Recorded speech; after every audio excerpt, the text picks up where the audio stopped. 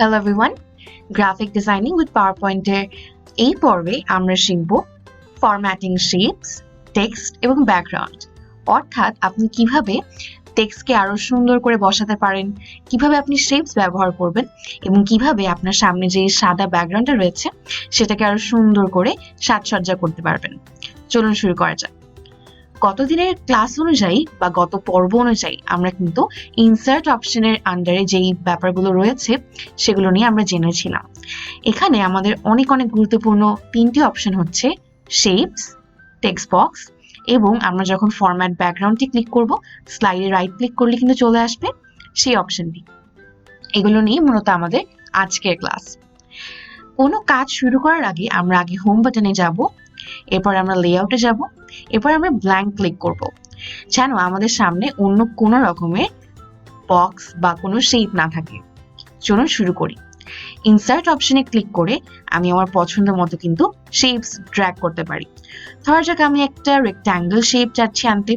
যখন আমি একটা রেক্ট্যাঙ্গেল শেপ ড্র্যাগ করে বসালাম তখন কিন্তু আমার সামনে অনেকগুলো ফরম্যাটিং এর অপশন চলে আসলো।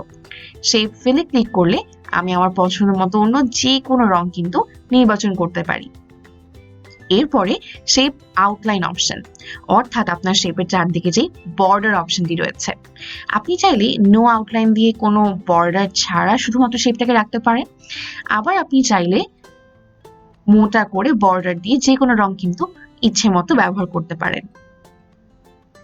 শেপ ইফেক্টস, আপনি চাইলে shadow, reflection, glow, soft edges এই ধরনের ব্যাপারগুলো কিন্তু আপনার শেপের সঙ্গে যুক্ত করতে পারেন। এবং আরেকটা খুবই গুরুত্বপূর্ণ অপশন হচ্ছে শেপের ট্রান্সপারেন্সি, অর্থাৎ আপনি চাইলে শেপের যে গাঢ় রংটি রয়েছে সেটিকে ক্রমান্বয়ে কিন্তু হালকা করতে পারেন, ঠিক এইভাবে।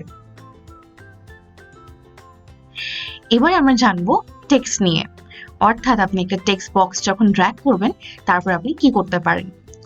আমি আবারও ইনসার্ট বাটনে ক্লিক করব, টেক্সট বক্সে ক্লিক করব এবং এরপর টেক্সট বক্সটি ড্র্যাগ করে আমার পছন্দ মতো যা আমি লিখতে চাইছি সেটা আমি লিখব। ধরা যাক আমি এখানে লিখব 10 minutes স্কুল।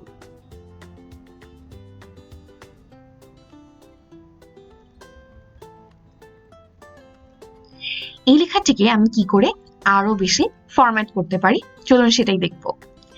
এখানে ক্লিক করলে আপনি খেয়াল করতে পারবেন আপনি আপনার পছন্দ মতো যে কোনো ফন্ট বা যে কোনো স্টাইল কিন্তু এখানে বসাতে পারবেন। ধরা যাক আমি বিটপি ইউনিকোড নামে একটা ফন্ট ব্যবহার করব। ঠিক এখানে আমি চাইলে ইনক্রিজ ফন্ট সাইজে দিয়ে আমার ফন্টের যে বা আমার লেখার যে সাইজটা রয়েছে সেটা বাড়াতে পারি। আমরা বাড়িয়ে ফেললাম। এরপরে একইভাবে আমি কিন্তু চাইলে এটার রঙও পরিবর্তন করতে পারি ঠিক শেপস এর মতো করেই, সেটাও করে ফেললাম। এরপরে ধরা যাক আমি আবার যাব ফরম্যাট অপশনে। এখানে টেক্সট ফিল, টেক্সট আউটলাইনও কিন্তু ঠিক শেপস এর মতো করেই কাজ করবে। টেক্সট ইফেক্টসে গেলেও আমরা ঠিক শেপের মতো কিন্তু একই ধরনের সবগুলো অপশন পেয়ে যাব। আপনার পছন্দ মতো আপনি যে কোনো অপশন কিন্তু এখানে বসাতে পারেন বা ব্যবহার করতে পারেন। শেষ টপিকটি হলো আমাদের ব্যাকগ্রাউন্ড ফরম্যাটিং, অর্থাৎ এই সাদা রঙের যে স্লাইডটা রয়েছে বা আপনার যে ক্যানভাসটা রয়েছে সেটা আপনি কি করে চেঞ্জ করতে পারেন।